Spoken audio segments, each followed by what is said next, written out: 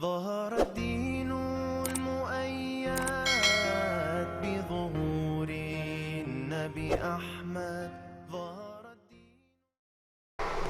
أعوذ بالله من الشيطان الرجيم. بسم الله الرحمن الرحيم. Assalamualaikum warahmatullahi wabarakatuh. Alhamdulillahirabbil alamin. Allahumma shalli ala Muhammad wa ala alihi washabbihi wasallim.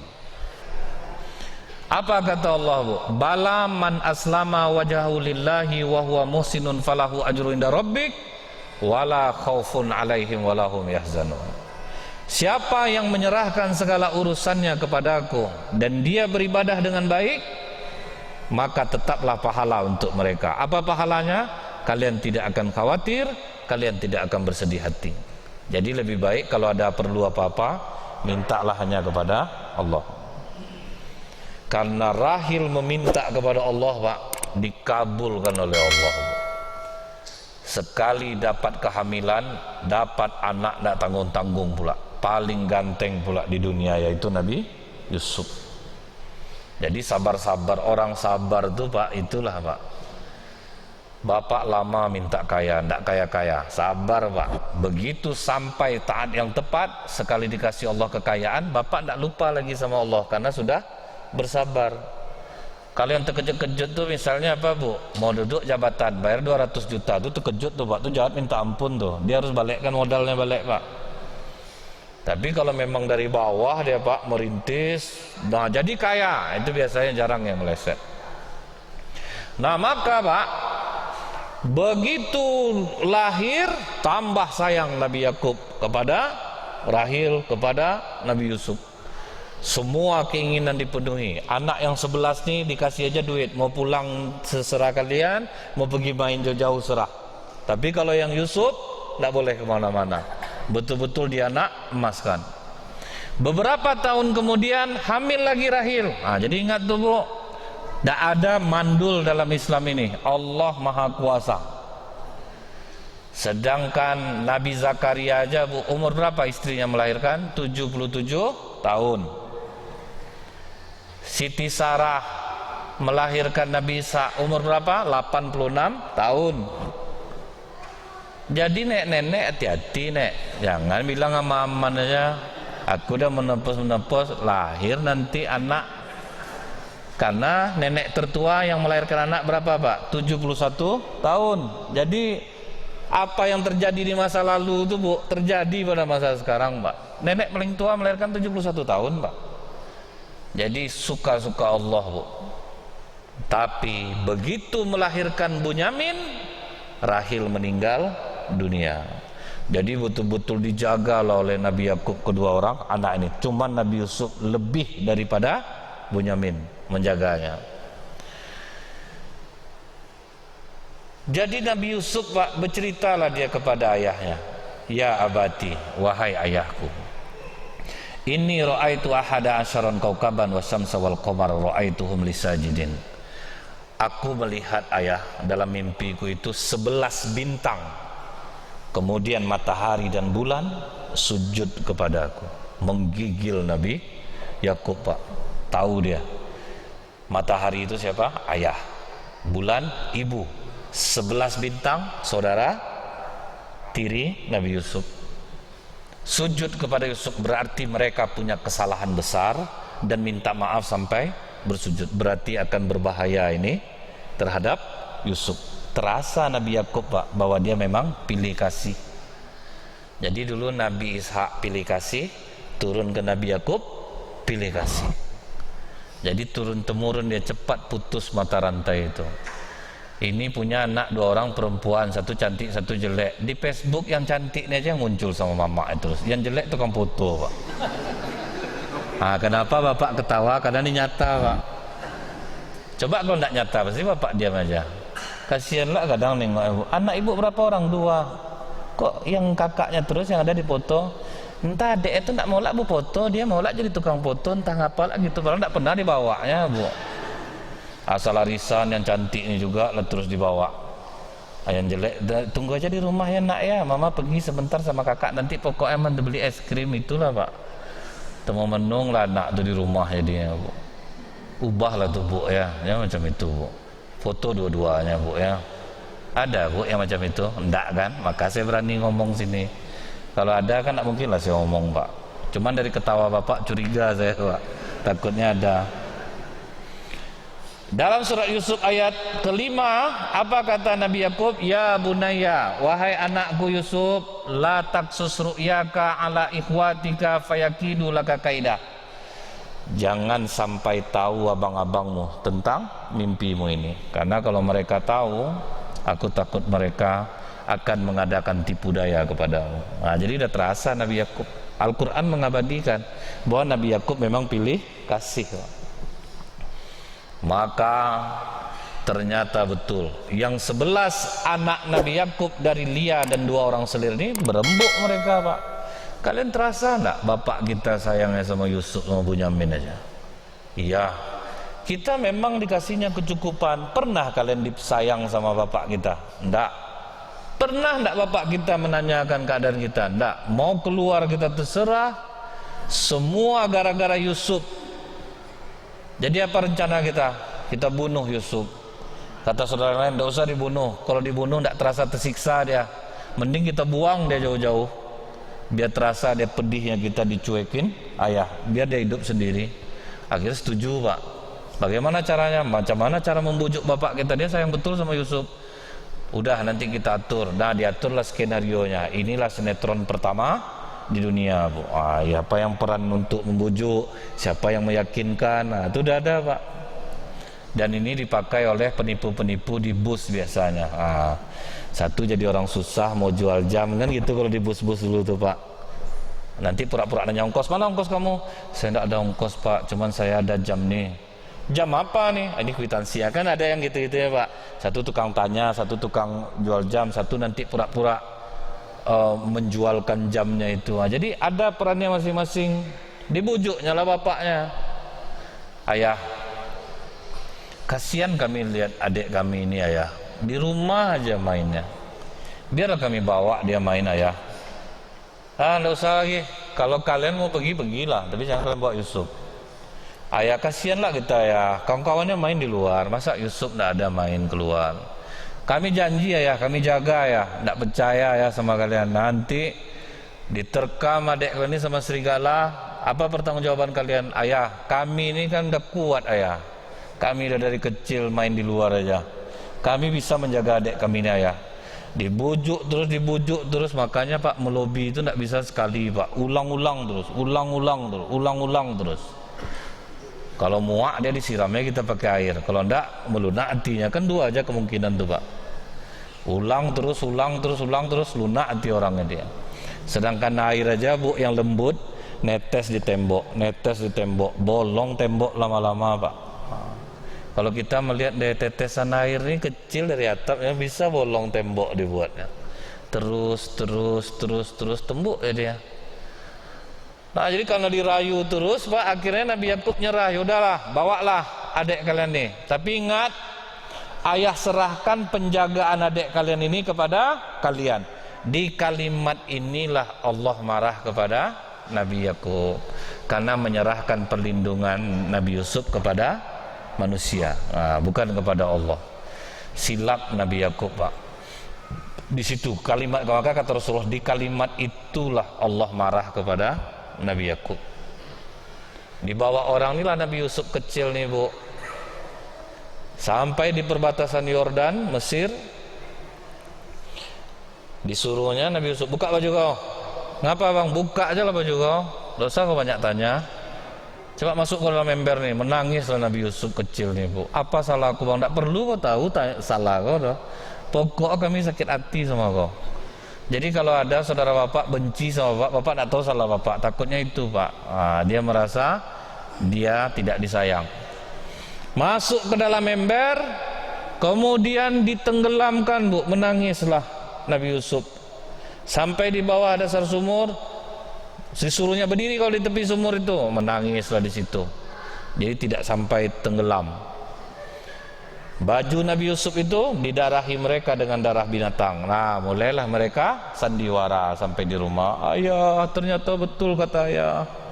Kami tadi lengah dari menjaga Yusuf ayah. Dia diterkam oleh serigala. Apa kata Nabi Yakub? Semoga keburukan kalian ini dibalas oleh Allah. Cuman itu kata Nabi Yakub, Pak. Menangislah Nabi Yakub sejak hari itu. Siang malam, siang malam, siang malam, buta pula lah mata Nabi Yakub.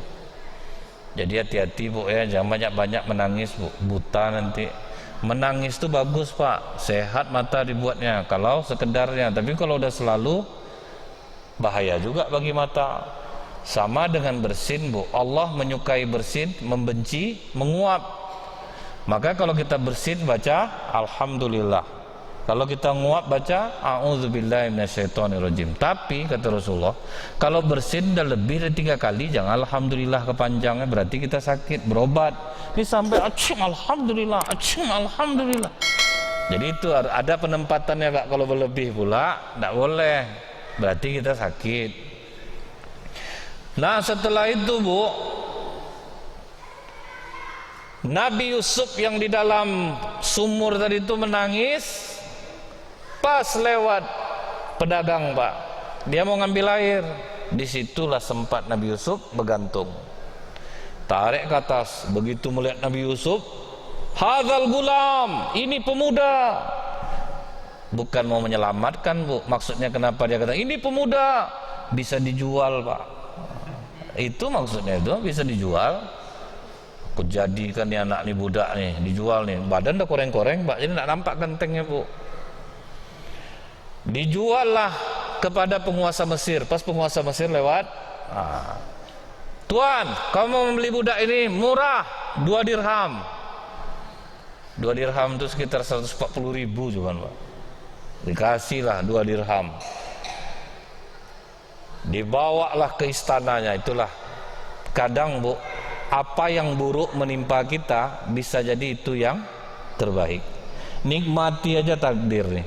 Pokoknya kalau kita orang soleh, solehah, rajin sholat, apapun keburukan yang kita alami pasti akan berakhir baik. Dinikmati Nabi Yusuf aja takdir tuh Pak, walaupun dia masih kecil baru diikutnya aja Bu. Sampai di istana Al-Aziz ini, apa katanya kepada istrinya, Zulaiha, mandikan anak ini, dia akan kita pekerjakan di rumah kita. Dimandikanlah oleh Zulaiha Bu. Udah bersih, dianggap anak oleh Zulaiha.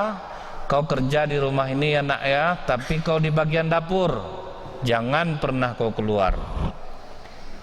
Dah dikasih tahu sama ibu angkatnya ini, kau di dapur saja, tidak boleh keluar. Betul-betul di dapur dia Bu. Jadi pembantu Nabi Yusuf, kecil-kecil jadi pembantu. Tidak pernah dia ceritakan bahwa dia anak orang kaya. Kadang-kadang orang suka tinggi-tinggi Pak, aku sebetulnya kan berkelahi sama abang aku, dibuang kemari. Kalau tahu kalian hidup aku entahlah. Pasti gitu ya Pak ya. Orang pasti menjelaskan siapa diri dia. Tapi Nabi Yusuf tidak mau dibukanya siapa diri dia. Jadi Bapak terima aja kenyataan tuh Pak. Misal sekarang ini Bu, banyak pilot karena maskapai penerbangan sudah tutup, mereka jadi ojek online Bu. Diterimanya aja takdir tuh Pak. Tidak ada cerita ke orang, aku sebetul pilot dulu nih, cuman aku ini tidak perlu kita cerita itu gitu. Ada tukang bangunan tinggi-tinggi macam itu, lemas hati Bapak Mas. Saya ini tukang nih iseng-iseng aja nih Pak. Sebetulnya Bapak seorang kaya, udah lah, nggak usah kau tinggi lagi, kocok lah semen tuh, banyak cerita. Kan kadang-kadang ada orang malu dia Pak. Tidak perlu dijelaskan. Nabi Yusuf diterimanya ya takdir tuh, jadi pembantu dia loh Bu. Anak orang kaya jadi pembantu, nggak mau cerita siapa dia. Beranjak umur Nabi Yusuf 15 tahun, disitulah ketampanannya jadi Pak. Sampai akhirnya ibu angkatnya sendiri jatuh cinta kepada Nabi Yusuf. Jadi kadang ganteng ini bisa jadi fitnah, cantik pun bisa jadi fitnah. Jadi beruntunglah bapak yang jelek Pak, karena tidak jadi fitnah muka bapak. Nengok orang tidak mau misalnya gitu ya Pak ya, beruntung lah. Kalau ganteng Pak menggoda orang ya, nanti kita jadinya Pak ya. Banyak atuk-atuk, jangan salah Pak, atuk-atuk dapat gadis umur 22 tahun banyak Pak. Di mana daerah itu? Kalimantan. Kakek umur 63 dapat anak gadis umur 21 Pak. Semangat ya kayaknya, jangan sampai luntur semangat Bapak Pak yang udah sendiri. Yakinlah Bapak, tetap ada jodoh untuk Bapak kalau Bapak maju. Ibu juga gitu Bu. Di Jogja, nenek umur 74 tahun, suami umur 30. Semangat neneknya. Pokoknya nenek harus maju terus. Tak perlu dandan, Pak, mau juga rupa laki-laki. Jadi, Bu, begitu suami dari Zulaiha ini pergi dengan penasehatnya, diam-diam Zulaiha diketuknya kamar Nabi Yusuf. Yusuf. Tentu dibukakan Nabi Yusuf pintu, Pak. Ada apa, Nyonya? Kuncilah pintu tuh. Nggak usah banyak tanya kau lagi, aku suka sama kau. Udah lama aku pendam dah. Kau harus mau berhubungan dengan aku. Apakah Nabi Yusuf tergoda? Iya, Pak. Siapa yang bilang? Allah yang bilang. Dalam surat Yusuf ayat 24. Walaqad hammat bihi wa hamma biha. Zulaiha mau sama Yusuf, Yusuf pun mau. Itulah bahayanya, Pak ya. Nabi aja hampir kena, Pak. Kalau tidaklah diselamatkan Allah waktu itu, lewat Nabi Yusuf. Jadi kalau untuk urusan perempuan, jangan Bapak bilang Bapak kuat, Pak. Saya ini dah tua, dah ustaz, tak mungkin macam makin tua tu, Pak, makin menjadi tu. Kadang, Bu, macam sok-sok bijaksana lah tu nengok perempuan seksi. Astagfirullahalazim, tengoklah pakaian anak-anak sekarang. Padahal mau nengok, Pak. Cuman pura-pura pakai itulah supaya nampak dia tu tak mau nengok gitu, Pak. Jangankan kita lagi, Pak ya. Ada pernah penghafal Quran, Bu, mujahid Islam, namanya Abdah bin Abdurrahim, tertarik dengan perempuan Kristen. Disuratinya perempuan itu, bagaimana aku bisa memiliki dirimu? Kata perempuan itu, tinggalkan agamamu, aku akan menjadi milikmu. Murtad, Pak, penghafal Quran lah. Apalagi macam kita nih, Pak. Jadi hati-hatilah, Pak ya. Jangan Pak apa-apa pula, Pak. Pokoknya jangan pernah kita sombong menganggap diri kita ini kuat. Nabi Yusuf hampir lewat, diselamatkan oleh Allah, dilihatkan Allah tanda kepada Nabi Yusuf. Akhirnya Nabi Yusuf, jangan Nyonya, suami Nyonya sangat sayang kepadaku. Ini pas bunyi langsung suruh lewat 10 menit ya, Pak, biasanya ya. Sampai mana tadi, Pak?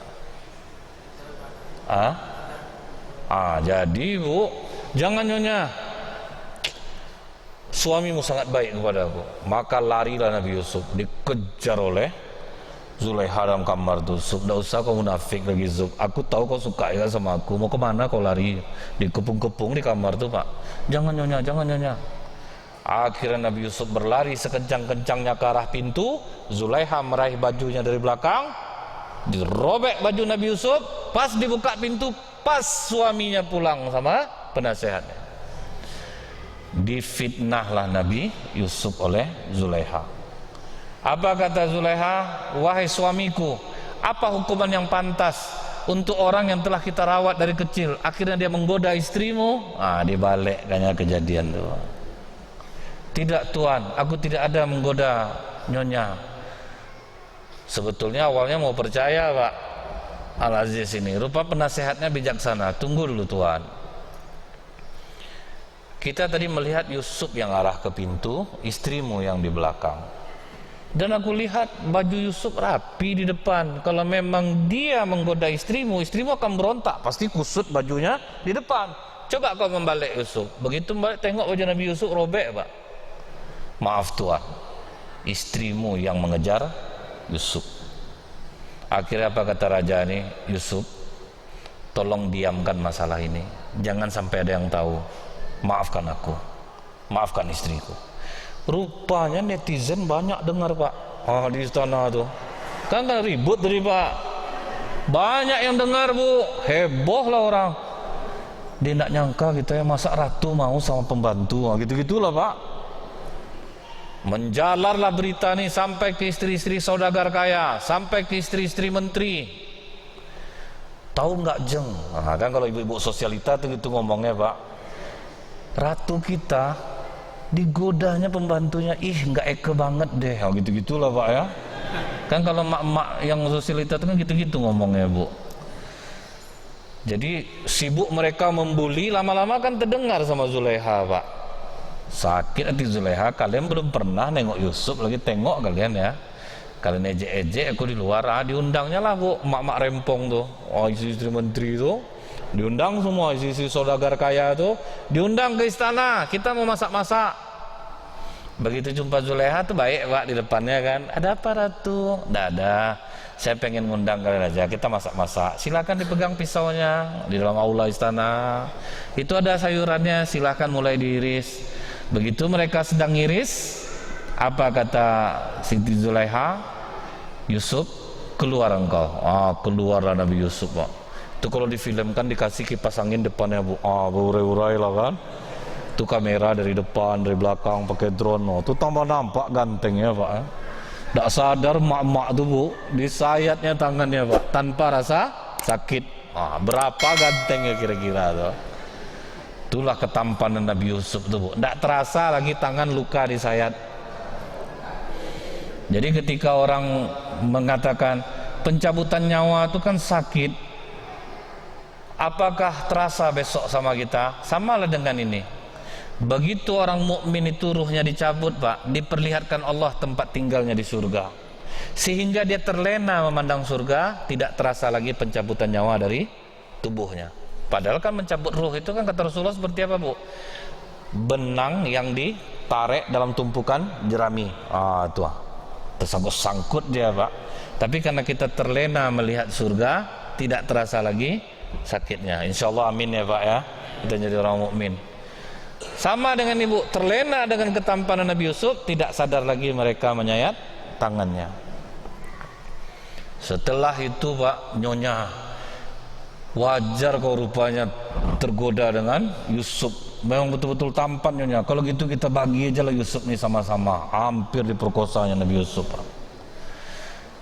Apa kata mereka kepada Nabi Yusuf? Nanti bisa bapak lihat tafsir Nabi Yusuf secara keseluruhan. Wahai Yusuf, kau harus mau melayani kami. Kata ibu-ibu nih pak. Kalau kau tidak mau melayani kami, akan kami buat cerita kau telah menggoda kami dan kau akan dipenjara. Tapi kalau kau mau melayani kami, kau aman Yusuf, enak hidup kau, tante yang nanggung. Itu gitulah bu ya.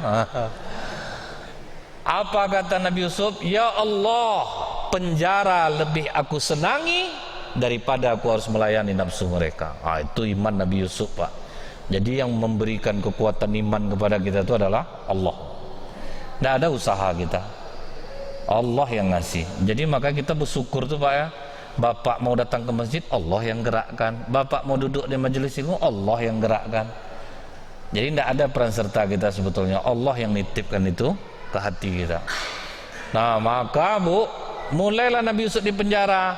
Jadi takdir Nabi Yusuf itu pertama hidup senang, habis itu susah, sudah itu senang, susah balik masuk penjara.